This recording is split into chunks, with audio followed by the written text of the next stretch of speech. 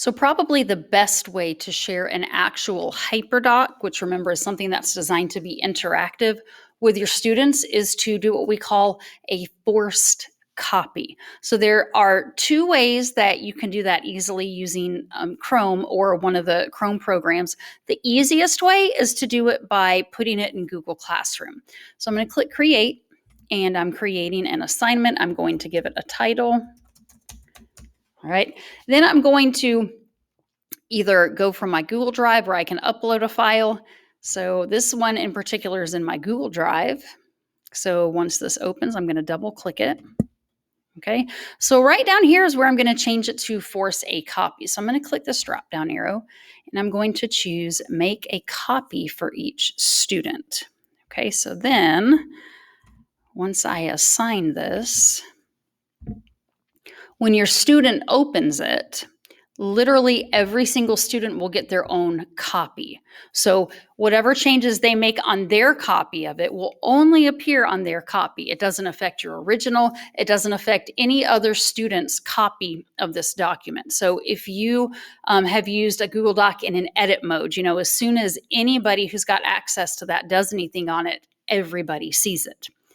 If Google Classroom, for whatever reason, is not an option for you, you can also adjust the URL. You can adjust the address for the document. So I'm going to go back here to my document and I'm going to click Share.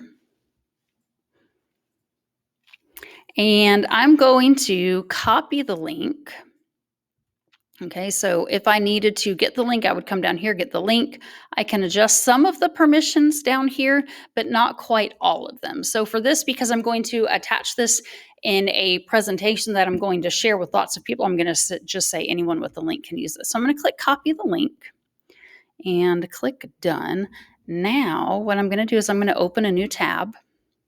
I'm going to paste that address in. So I'm just doing Control V. Okay. And what I'm going to look for is this end part of this address here. So what I'm going to do is I'm going to erase everything leading up to the slash in front of the word edit. All right. And I'm going to replace that with the word copy. So you could share this link. So I could copy it and I could send this via email or I could send it some other way. When you open this, the person who views it will see this. They have to click make a copy before they can proceed. There it goes. It's being a little slow. Okay, so I've got my original on this tab. I've got my copy that I made through the forced copy over here. So I'm going to show you the difference. So number 2 says in the box below, type how you will be awesome this school year. So I'll answer the question.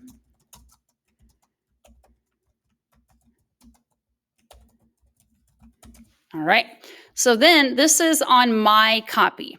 If I go back to the original, you'll see it looks just like it did before. There's no answer in that box. So that is a benefit of forcing a copy of one of these is your students can interact with it, but they only interact with their own personal copy of the document.